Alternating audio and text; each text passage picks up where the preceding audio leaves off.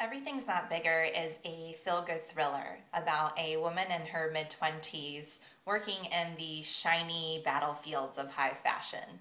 To the outsider, she appears typical, but there is more than meets the eye. She's actually a player in the witness protection program, leading a dual existence after a risky setup gone wrong. After her new identity is thrown into jeopardy, she flees to Prague, embarking on a solitary quest to find certainty in her uncertain world.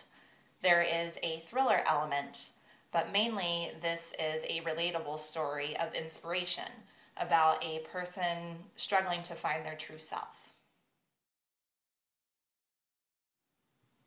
The inspiration behind Everything's Not Bigger stems from a theme I've been exploring about the choice we all have between a life of simplicity and a life of excessiveness. I tend to prefer writing in a historical setting, but this time I chose present day because more than ever we face this predicament.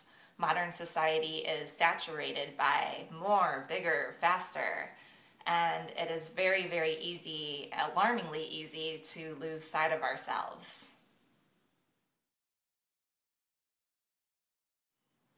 For 5 years, I worked in sales at a high-end store, a place oozing with riches that I barely even knew existed.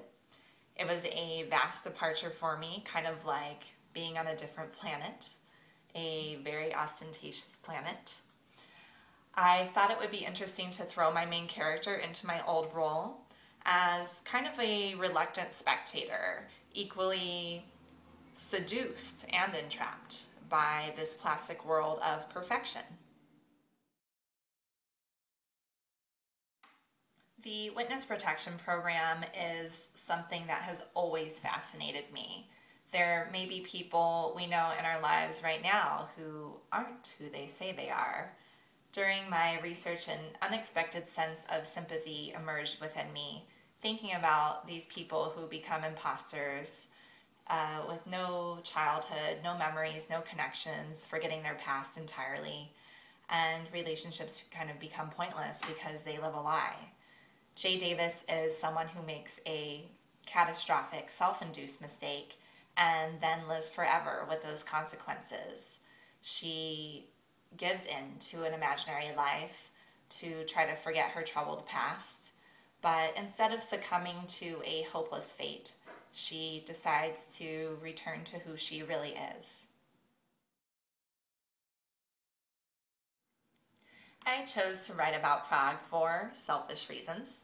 I'm half Czech, my grandmother was from there, and it truly is one of the most exquisite underdog cities of the world. I lost my grandmother last year, and it made me think about who we are, where we come from, our origins, our roots, and how important they are.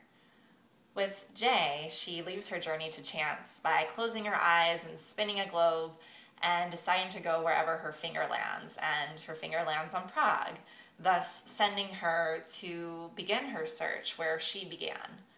Perhaps she stumbles upon an epic love interest along the way, but you'll have to read the book to find out. But I do love the idea of someone bettering themselves, overcoming obstacles instead of being beaten by them. And Jaye is the person who learns to forgive herself so that she can surrender to the life that she truly deserves.